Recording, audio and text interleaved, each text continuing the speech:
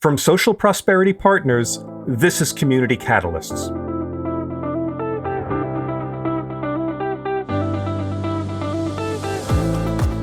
Welcome to Community Catalysts, the podcast that examines the qualities of community leadership and the many paths and forms it can take. I'm your host, Matt Lehrman. Arizona's fifth largest city isn't a city at all, not on the road signs or the legal documents anyway, but with a population of around 288,000, the town of Gilbert has officially chosen to remain a town. In fact, it's the largest town in the nation according to the U.S. Census Bureau. Yet at the same time, the town's website boldly proclaims, "We're on a mission to be the city of the future."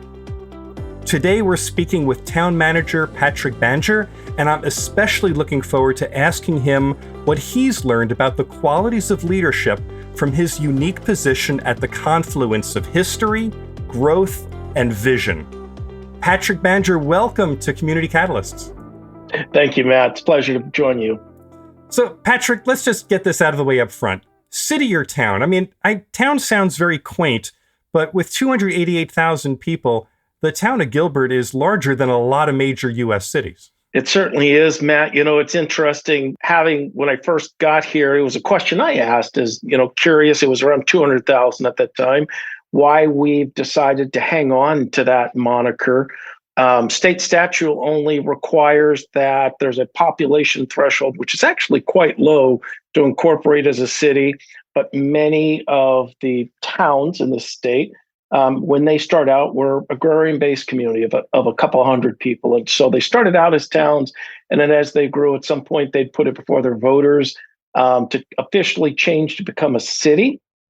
And there's really only one thing under statutes that cities can do that towns can't, and that's form a charter form of government, which gives you more local control over your laws and statutes.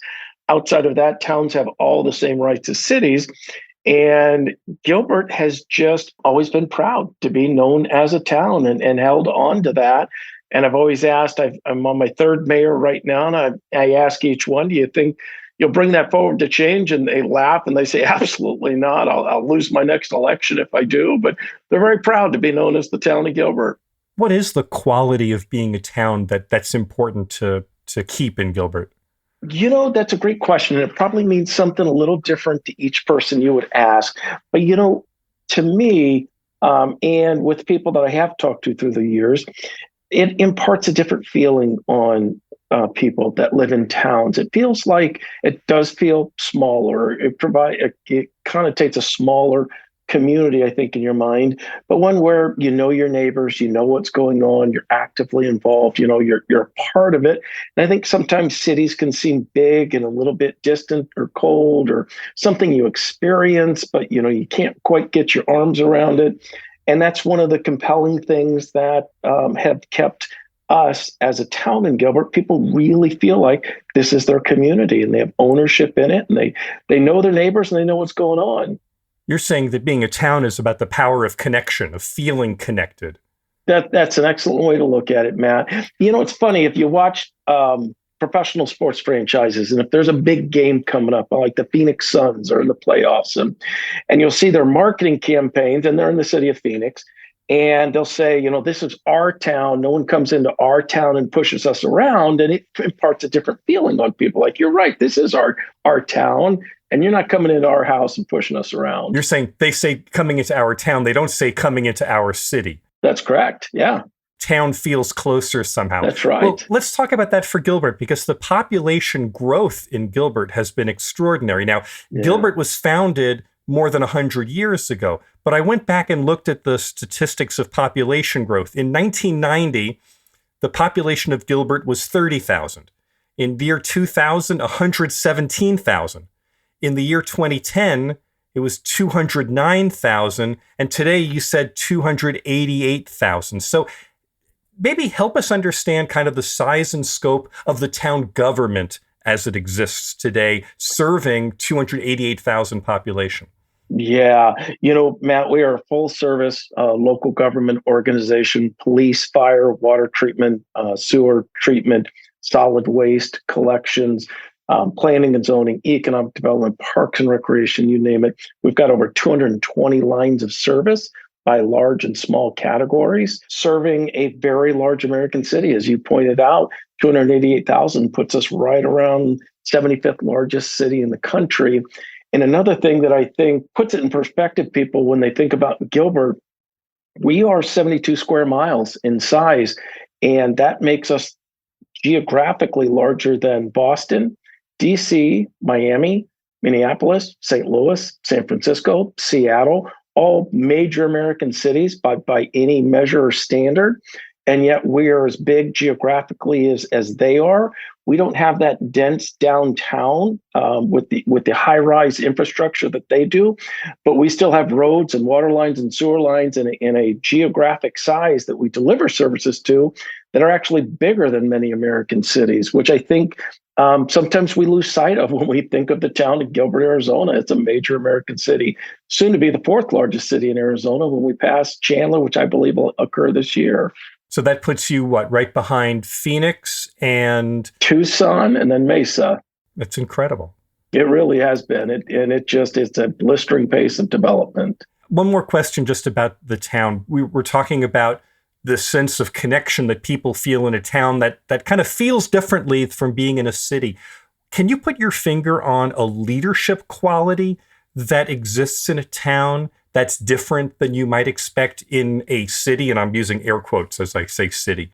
There are definitely leadership qualities that I've seen in my career that really have translated into success for communities. And I'm not sure that it's necessarily different for a city or town, because at the end of the day, whatever the moniker is, you're serving whatever size population you're serving. But the best leaders that I've seen and the very effective leaders I've worked with in Gilbert have all been individuals that are very humble in their approach and a servant leadership style, one in which they feel very connected to this community and wanting to engage with the community in regards to issues that we are bringing forward or projects or initiatives that we want to advance. They very much desire the input from our residents, from our business community, so that we do this together. So I want to ask you more about Gilbert in just a second, but Patrick, I really would like to learn a bit more about your background in particular. So I want you to tell me what attracted you to a career in municipal administration. And I understand that there's a family legacy in your family about public service. You want to kind of connect those two things for me?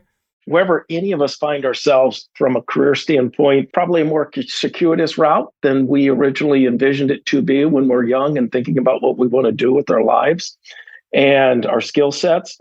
So a lot of military in my family in particular, as well as an elected official, as well as service in the postal service. So I'll go all the way back on my dad's side of the family.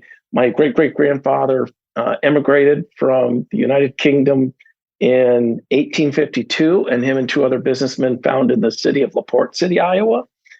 Very small community still to this day.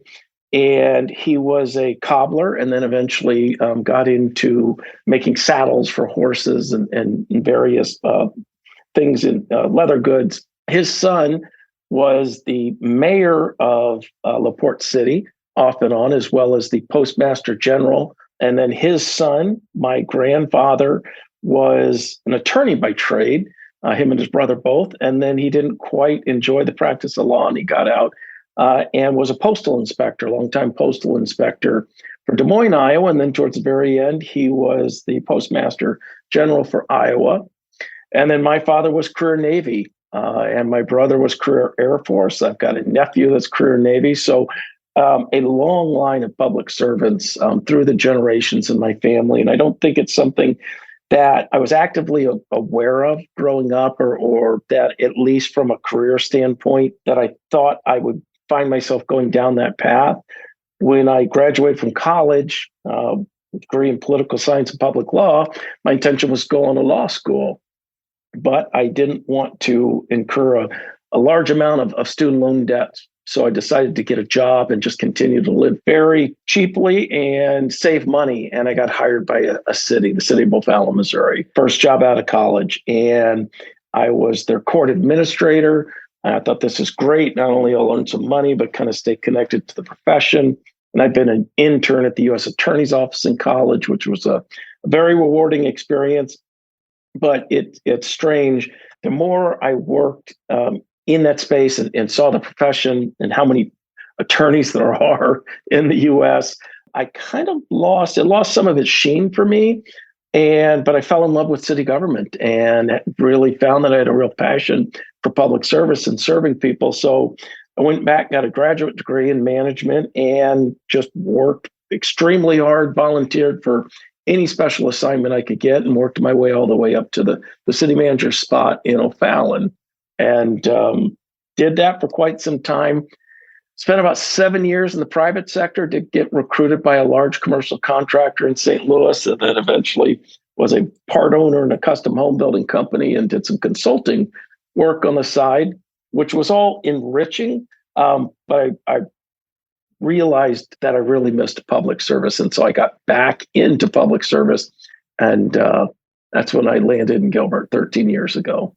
Wow. So I want to take you back a little bit into that story that you just told, because you talked about O'Fallon, Missouri, which I believe is just outside of St. Louis. Is that right? That's correct. So you had an internship there. You had an entry-level job there. Entry-level job, yeah. At the age of 29, you became the city administrator of O'Fallon. Yes. Yeah. So what made you the right person for that job then? You'd have to ask the mayor and council at the time. They obviously saw something in me, but all kidding aside, it was just I had the opportunity to work with some tremendous people and some tremendous elected officials. And it's always hard talking about yourself. I would defer to them, to the qualities in me they saw that were the makings of an effective city manager. But I had a knack for project accomplishment, getting the goals achieved that they set, bringing people together, working through very challenging issues, and not only not leaving anybody feeling on the outside or bruised by the process, but bringing people together through it, that we solve problems together as a team. And it was a very enriching experience. And obviously they were very, I think, probably patient with me as well as I was learning the job itself. And probably one of the most intimidating aspects of it, Matt, when you are in the top position and you hold accountability for all the success or any of the things that don't work out right, is this feeling I had of, I didn't feel like I knew enough about public safety, police, or water treatment, areas that I had responsibility for. And it was a little bit overwhelming. But I had some great mentors who helped me understand. And my job is to know every intricate detail about how water is treated. My job is to understand the outcomes that need to be achieved and then build the right team of people with the right skill sets and qualifications to help us achieve those goals. Patrick, you said earlier that when you took the first job, it was kind of overwhelming, all the responsibilities that you had. And I've just heard you say a couple of times now that what you've learned is to focus on the outcomes and bringing the people with expertise and responsibility together to manage towards the outcomes. And I'm just wondering, you said you've been manager of Gilbert since 2011. Given the substance and all the technical things that need to go on, does the feeling of overwhelm just about the substance of responsibilities, does that ever go away? I mean, you can never be a master of all the things that you're responsible for. And if you can't know all of that, do you ever get comfortable like you actually have your hands on the reins of the outcomes that need to be achieved? It's a great question. So no, it never goes away, Matt. And in some ways, with the amount of change that's happening in society and in cities and local government and the way we do our work, it grows bigger. Technology is fundamentally changing the way we do our jobs. And with the advent of artificial intelligence and all the things that it promises to achieve for us, it feels more daunting than ever. But again, if you stay focused on where we need to head as a community and take it one step at a time, actively listen, seek out knowledge, seek out people that are leaders in this field. You get there one step at a time. Is that your superpower, your ability to bring people together and have them figure things out? Too many self-reflective questions. I've always felt comfortable in leading teams of people, Matt. I really enjoy people and supporting them and their success. I've always enjoyed looking down the road, so to speak, on where we need to head and what we want and need to look like at whatever point, 5 years, 10 years, 2 years, where I'm a voracious reader of all things involving society, cities, technology, innovation, industry, jobs, where things are heading. And I think getting back to it can feel overwhelming, but you can also start to see patterns are emerging on what we need to do to prepare our community for the needs in the short and long term. And I'll take one as an illustrative point. About 5 years ago, we made a determination in Gilbert that we really need to have a broadband fiber optic network in front of every home and business in Gilbert, because that provides the ultimate bandwidth for data transmission. And if you look at our personal lives, whether it be remote work, remote learning, entertainment, and television, everything is being delivered over the internet nowadays, and that need will only grow. And you can see the limitations in satellite internet connectivity. It's getting better, but it's still limited. The copper coaxial cables that were first put in the ground for the cable television networks that really started in the 80s. They've done a great job with compression technology to get more bandwidth or throughput through copper than was ever believed possible. But the ultimate solution is going to be fiber. And you can see now how it underpins the success of our businesses and our homes. And that need it's growing exponentially each year, the need for bandwidth. And that's because fiber is the transfer of light, right? And nothing is going faster than the speed of light. That's absolutely right. And then just all the new technology, you've got autonomous vehicles with great strides being made every year. You have intelligent traffic management systems, which continue to improve in their ability to communicate and send information between signalized intersections on anticipated traffic that will be coming soon or the existing traffic's there. Pretty soon it's all going to be interacting with one another, but it's going to need that backbone for transmission of all that data. So to help future-proof Gilbert in that space, we immediately embarked on an effort to get that done. It was early at that time, unless we wanted to do it ourselves. We had a mayor that said, we shouldn't discount that possibility if we truly believe it's that much critical importance. But we were able to eventually bring in a private sector provider, Gigapower, which was a subsidiary of AT&T, and I believe it's a wholly standalone company, but they're in the process of building out a fiber optic network in Gilbert. Patrick, something I know about you that you and I share is that we are both science fiction fans and both Star Trek fans, right? Yes.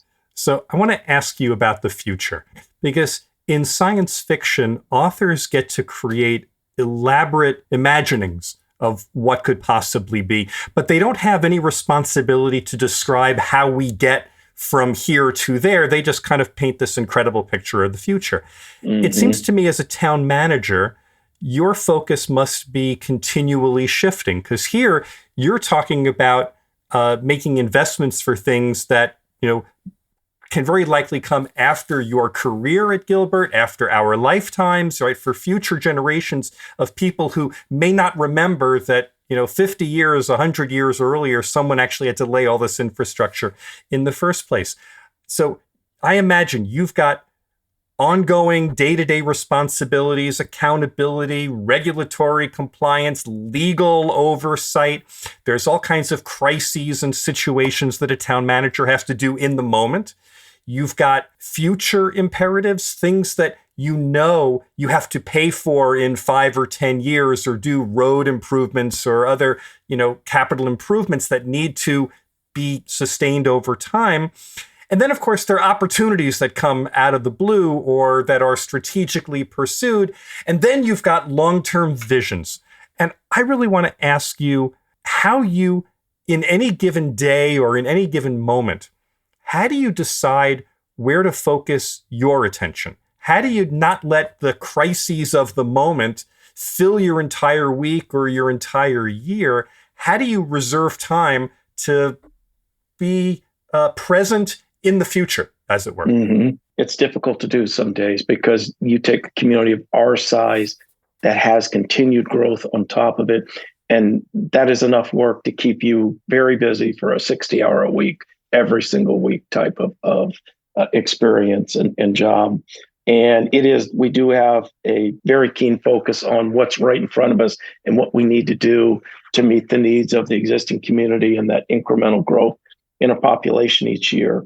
But and it may just be a natural curiosity that I've always had, Matt, and I try to hire people that I find are curious thinkers, because as you're often discussing, whether it be an infrastructure project or a water line extension to meet the needs that may be brought about from a development that's being proposed, to me, I always naturally think about, what does that look like 5 or 10 years from now? Or is there anything that we should be doing with our water system to better prepare it and insulate it to create greater resiliency down the road?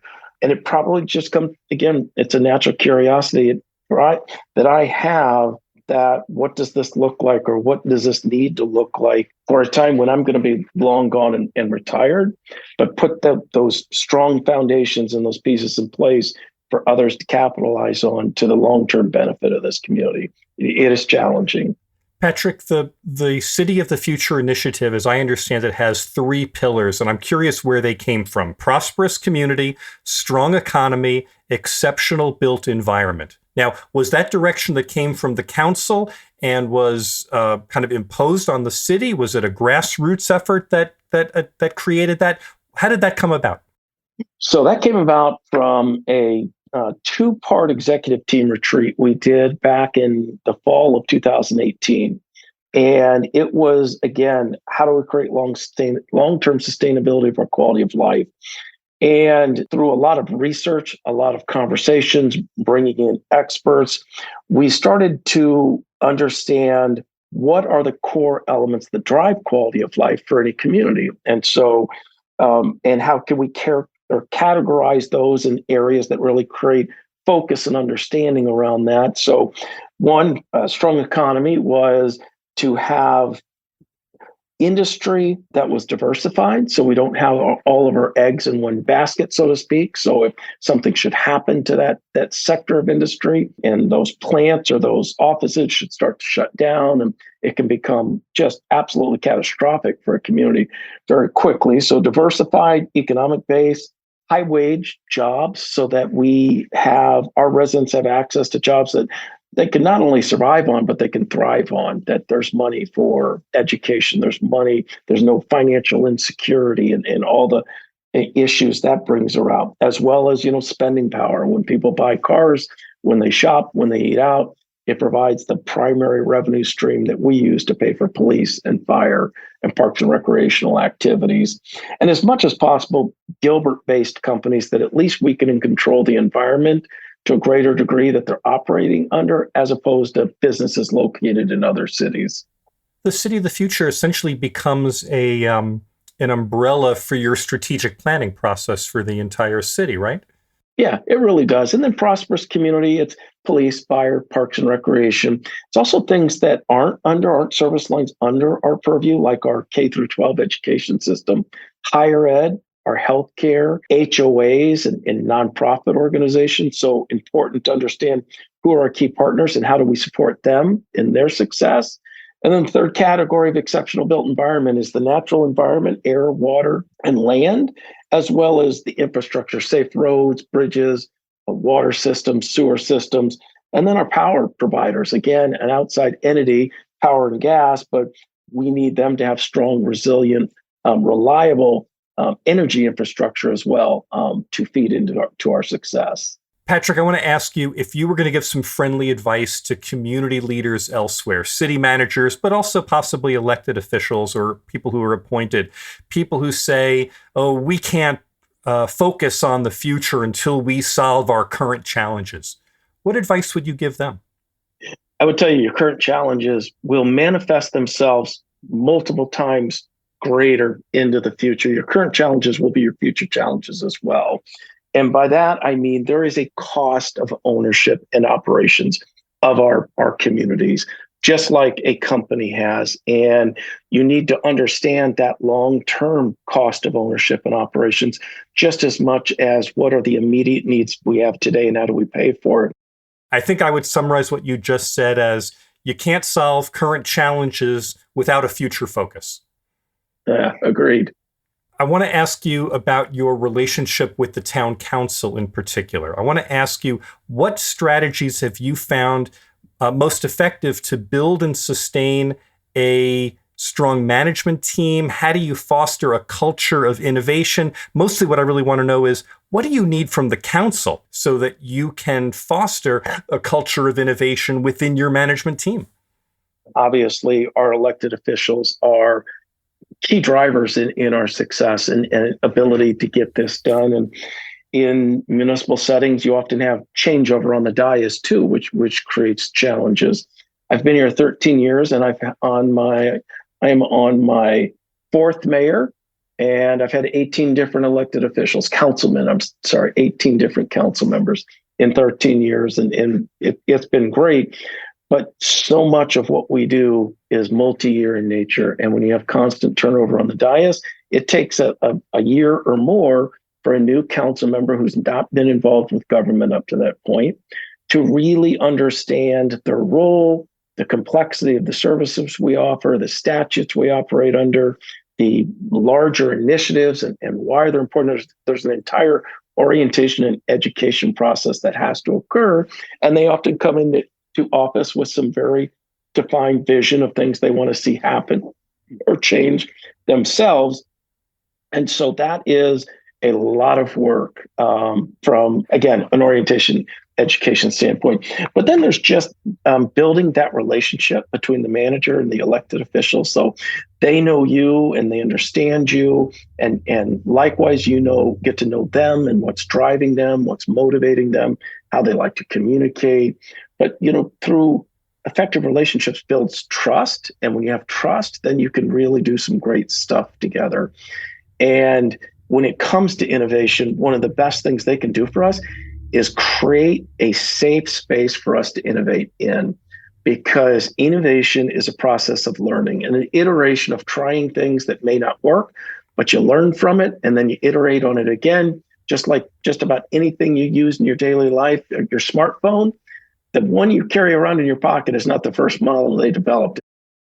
Is there anything I haven't asked you about in terms of the way you think about leadership and what other people should learn from your leadership experience? Oh boy, Matt, again, if I think about the things that I can point to that have helped me achieve outcomes that I've been assigned to my career, that the importance of the team and the right players on that team. Steve Jobs has a famous quote you've probably heard: if you want to go fast, go alone. If you want to go far, go together. I very much believe in that. Here are some lightning round questions for you, Patrick. These are very short answers. How would you describe your leadership style in 3 words? Positive, focused teamwork. What's the most impactful leadership advice you've ever received? Be resilient. Not everything's going to work out how you planned. And when you get knocked down, you get back up and just keep pushing forward. If you could solve one community issue overnight, what would it be? Poverty. I think, one of the most powerful tools anybody can have is the ability to take care of themselves and their needs. And when you don't have that ability is when a lot of challenges happen for you as an individual, for your family, for your community. That's a great answer to that one. Patrick, who's your favorite Star Trek character and why? It's got to be Kirk. He was brash, and he was a man of action. And whereas if Captain Picard is more of a man of thought, thoughtful action where Kirk just jumped right into stuff, followed his gut, which was often right, and was also very nimble at pivoting as the situation required it to keep driving towards success. Okay, so I'm going to agree with you. You're absolutely right that Captain Kirk is the best Star Trek character. But given everything that you've just said about your own style is far more Picard than Cook. So, right? So this is a little bit of envy about the ability to take action individually, right? Yes, but you'll notice Kirk had a very capable team with him, Spock and Sulu and Uhura, really incredible, talented team of people around him. Patrick Banger, what gives you hope for the future? Each successive generation, Matt, that sees the future a little bit differently than we do and brings their own approach, twist, focus on areas of importance. I think we continue to make forward progress, even if we have momentary points in time in which we're a little disappointed with how things are going. We'll overcome and keep moving forward. Patrick Banger, town manager for the town of Gilbert. I'll say thanks to you with a Star Trek reference, because in Star Trek 6, there is the toast to the undiscovered country, to the future. And I want to thank you for such an energizing talk about the future. I really appreciate your time. Well, thank you, Matt. I fully anticipated live long and prosper, but we can do that too. Thank you. It's been a pleasure, Matt. Again, my sincere thanks and appreciation to Patrick Banger, town manager for the town of Gilbert, Arizona. This episode was produced by Kerry Lengel and edited by Nick Living the Dream Tantillo. Jenna Maisel is our production assistant. Our executive producer is John Little. I'm Matt Lehrman of Social Prosperity Partners. If you have a question, comment, or story to share, reach me at 602-688-2724 or podcast at socialprosperity.us. I'd love to hear from you. We'll be back soon with another Community Catalyst.